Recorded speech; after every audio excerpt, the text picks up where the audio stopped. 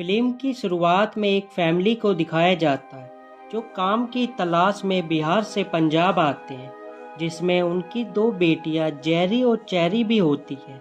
वो यहाँ पर आकर लिट्टी चोखे का बिजनेस शुरू करते हैं, पर वक्त बदलने के कारण अब लोग मोमोज को ज़्यादा पसंद करते हैं। और एक दिन चेरी के पापा भी गुजर जाते हैं, तो उनके जाने के बाद सरस्वती जी अपनी दोनों बेटियों को पालने के लिए मोमोज बनाने का काम स्टार्ट करती हैं। पर पैसे की कमी के कारण चेरी भी एक मसाज पार्लर में काम करना शुरू कर देती है, जो उसकी माँ को पसंद नहीं आता, क्योंकि उनके परिवार में सिर्फ वो तीनों औरतें ही होती हैं, जिसका फ़ायदा उठाकर आए दिन उनके घर में लड़के आते हैं उनकी बेटियों का हाथ मांगने के लिए।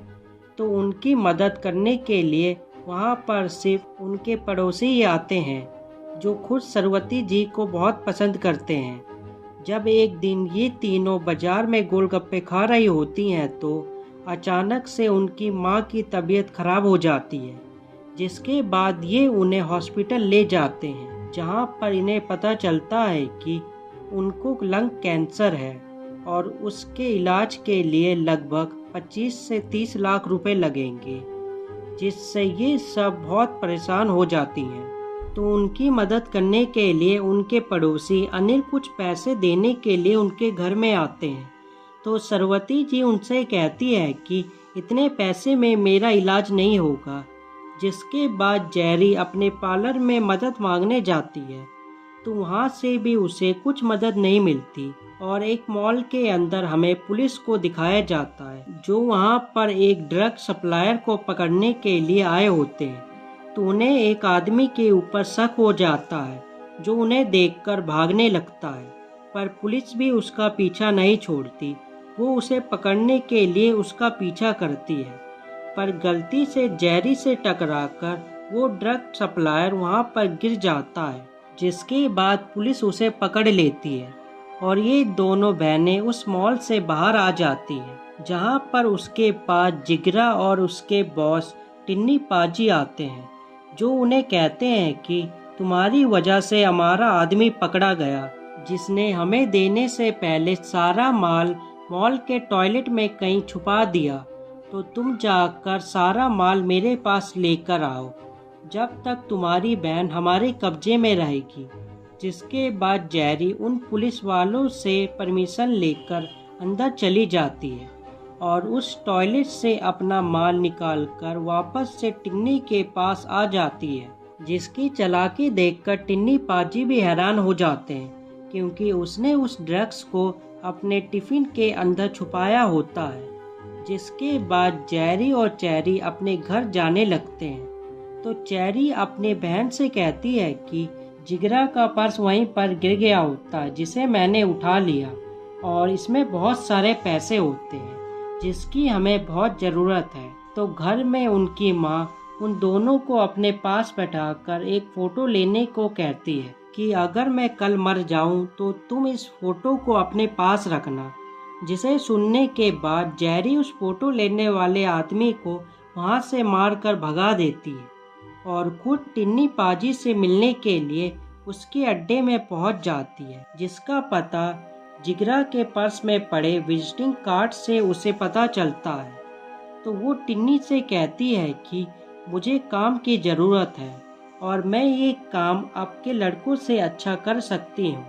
जिसे सुनने के बाद वहाँ पर बैठे सब लोग हंसने लगते हैं, पर टिन्नी को उसकी काबिलियत पर भरोसा होता है, इसलिए उसे काम पर रख लेता है।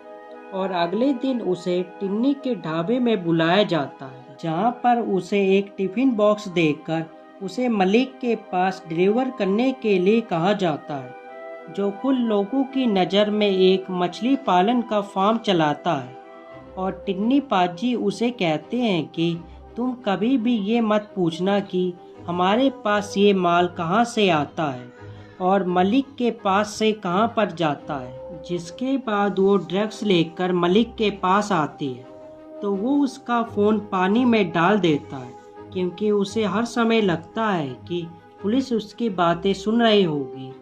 जिसके काम को देखकर मलिक और टिन्नी पाजी के बॉस दिलेर भी बहुत खुश हो जाते हैं और इस काम को करते करते जेरी को भी काफ़ी टाइम हो जाता है, जिससे वो इन पैसों से अपनी माँ का इलाज कराना शुरू कर देती है। पर उसकी माँ पूछती है कि तुम्हारे पास इतना पैसा कहाँ से आया है? तो जेरी उनसे झूठ बोल देती है कि उसने लोन लिया है। पर जब एक दिन जेरी माल डिलीवर करने जा रही होती है तो उसकी बस को कुछ पुलिस वाले रुकवाकर उसमें चेक करते हैं, क्योंकि टिन्नी पाजी के वहाँ से किसी ने उसकी खबर पुलिस को दे दी होती है। तो पुलिस जेरी का टिफ़िन चेक करती है तो उसमें वो ड्रग्स होते हैं, पर वो पुलिस वाला उसे जाने देता है, क्योंकि हमें पता चलता है कि ये टिन्नी के साथ मिला हुआ है। जिसके बाद जेरी टिन्नी के पास आकर बहुत रोती है कि मेरे से जलने वाले लोग यहाँ पर बहुत हैं, किसी ने मेरी शिकायत पुलिस से की है। तो टिन्नी सब लड़कों को लाइन में खड़ा करके सबका फ़ोन चेक करता है और शक होने में 2 लोगों को गोली मार देता है। पर अगले दिन जेरी टिन्नी से कहती है कि मुझे ये काम नहीं करना, मेरा हिसाब कर दो। पर टिन्नी यहाँ पर उसके साथ बदतमीजी करने की कोशिश करता है, तो जेरी उसे धक्का देकर वहाँ से भाग जाती है, जिससे उसकी पूरी बॉडी पैरालाइज हो जाती है। जब वो घर में पहुँचता है तो वहाँ पर पहले से टिन्नी के लोगों ने उसकी फैमिली को पकड़कर रखा होता है। जिसके बाद दिलेर फ़ोन पर जेरी से कहता है कि तुम्हें मेरे लिए एक आखिरी बार काम करना होगा, 100 किलो ड्रग्स की डिलीवरी। अगर तुम मना करोगी तो तुम्हारे साथ तुम्हारी फैमिली भी मारी जाएगी। तो काम करने के लिए जेरी हाँ बोल देती है। जिसके बाद पहले तो उसकी माँ जेरी को मारती है, पर बाद में उसे भी एहसास हो जाता है कि वो तो ये काम मेरे लिए कर रही होती है। और अगले दिन ये सब एक प्लान बनाते हैं उस ड्रग्स को ले जाने के लिए, जिसके लिए उसकी माँ बीमारी का बहाना बनाकर एक बेड में लेट जाती है। तो जब बाहर जेरी और उसके सुनील अंकल गाड़ी लेने के लिए जाते हैं तो उतने में ही वहाँ पर रिंकू भी आ जाता है अपनी वैन लेकर, और वो ज़बरदस्ती करके जेरी की माँ और उसकी फैमिली को अपनी वैन में बैठाकर वहाँ से निकल जाता है, जिसे उस ड्रग्स के बारे में कुछ नहीं पता होता। तो रास्ते में उनकी कार को पुलिस वाले रुकाकर चेक करते हैं, तो जेरी उन्हें झूठी रिपोर्ट दिखाकर वहाँ से निकल जाती है और वो सब रिंकू को भी उस ड्रग्स के बारे में सब कुछ बता देते हैं। जिसके बाद वो उन्हें कहता है कि मुझे यहीं पर उतार दो, पर उनका पीछा जिगरा की गाड़ी कर रही होती है। अगर वो उतरा तो वो उसे गोली मार देंगे, इसलिए वो चुप होकर वहीं पर बैठ जाता है। और कुछ समय बाद ये सब मलिक के अड्डे में पहुंच जाते हैं, जिसके बाद ये उसे माल देकर वहां से निकल जाते हैं। जिसके बाद जब वो माल को चेक करता है तो वो सिर्फ 10 किलो ड्रग्स होते हैं और 90 किलो अभी भी जेरी के पास होते हैं। तो इसलिए दिलेर जेरी को फ़ोन करके कहता है कि तुम मेरे साथ डबल गेम खेल रही हो। पर जेरी भी उससे कहती है कि अगर मैं तुम्हें तुम्हारा माल दे देती तो तुम हमें मरवा देते।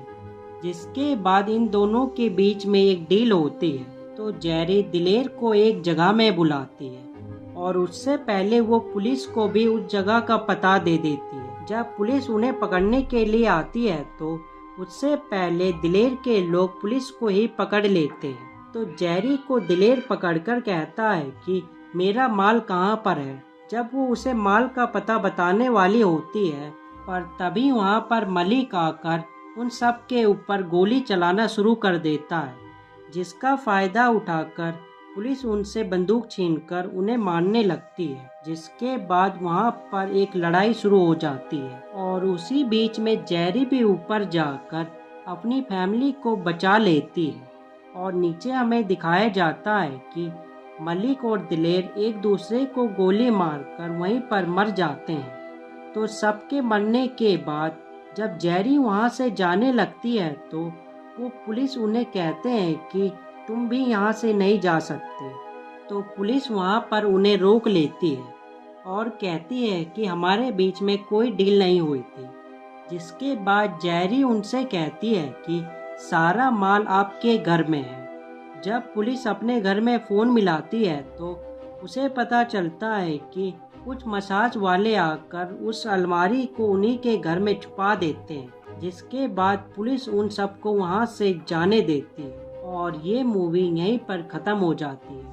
और हम मिलते हैं एक नई मूवी के साथ अगली बार एक बेहतर एक्सप्लेनेशन के साथ। Good bye.